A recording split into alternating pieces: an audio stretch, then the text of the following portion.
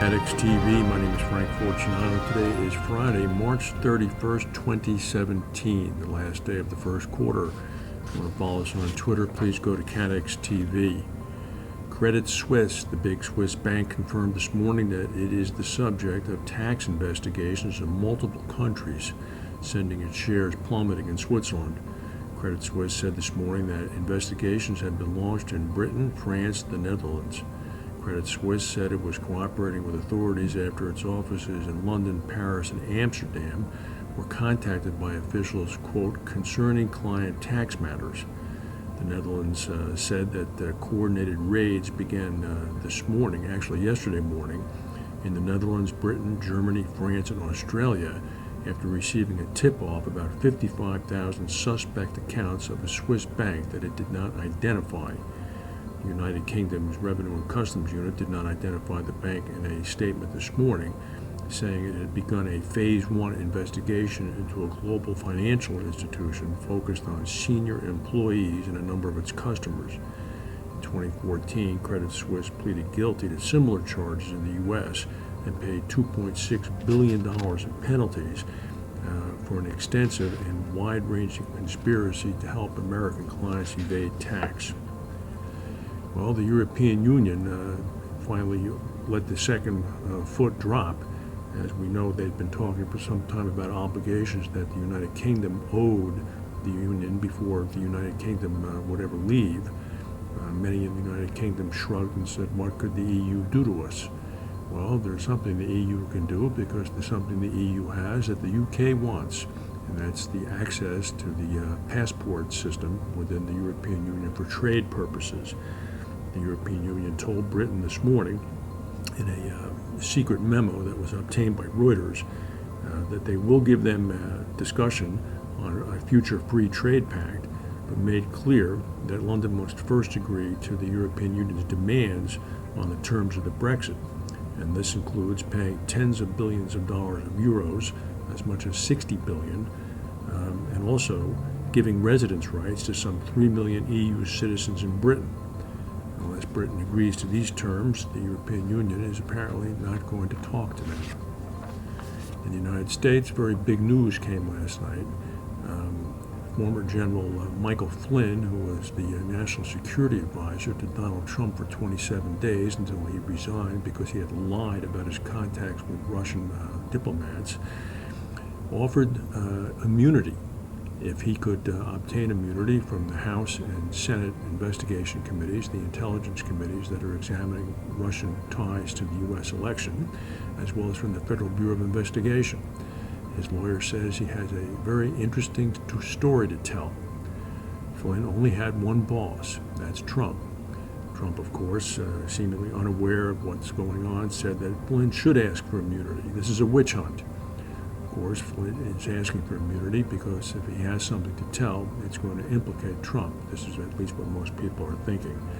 Anyway, the Federal Bureau of Investigation and the two congressional committees have not responded yet to Flynn's lawyer's request for immunity.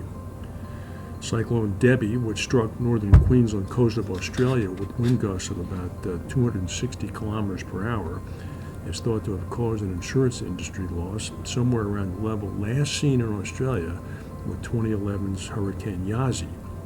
This could be about $1.4 billion Australian. Reinsurance agreements will pick up most of this. According to the Insurance Council of Australia, claims so far have only reached about 7,500, but this is the early stage of a natural disaster, and he expects the insurance losses could reach into the hundreds of millions of dollars as householders and businesses return to their properties and lodge claims. 5 people were taken to the hospital yesterday morning after an explosion at the Rio Tinto iron and titanium plant in Quebec. The plant is in Sorel-Tracy, northeast of Montreal, at a metallurgical complex. There's no immediate cause of the explosion. The workers are being treated for shock, and all activities at the plant have been shut down. The Quebec operations manufactures raw materials for the titanium dioxide markets.